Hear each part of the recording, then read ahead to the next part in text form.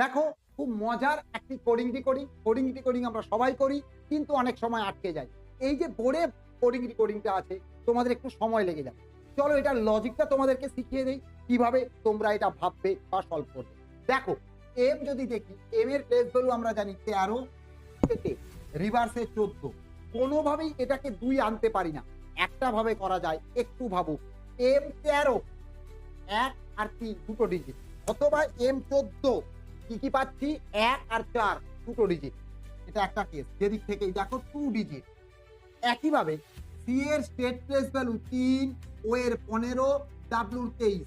এখানে total digit কটা? 1 2 3 4 5। Reverse একবার দেখে নেওয়া যাক। 24, 12, 4। দেখো 1 2 3 4 5, দুটো ক্ষেত্রে স্টেট বসাও, রিভার্স বসাও, টোটাল ডিজিট 5। এইবারে বি হচ্ছে 2, ও 15, এ 1, আর হচ্ছে তোমার 18, আর ডি হচ্ছে তোমার 4। এটার ক্ষেত্রে দেখতে পাচ্ছি 1 2 3 4 5 6 7। আচ্ছা, উল্টো দিক থেকে দেখি তো, বি 25, ও 12, এ 26, আর 9, ডি 23।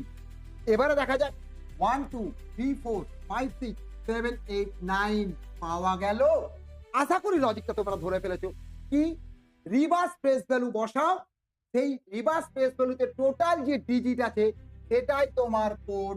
তাহলে এইভাবে আশা করি তোমরা উত্তর পেয়ে গেছো। তবু দেখে নিয়ে যাও, ডি এর রিভার্স প্লেস ভ্যালু হচ্ছে 23, ই এর হচ্ছে 22, এ এর 26, আর এর 9। তাহলে 1 2 3 4 5 6 7 ইজ ইয়োর অ্যান্সার। কেমন লাগলো? আশা করি ভালোই লাগলো।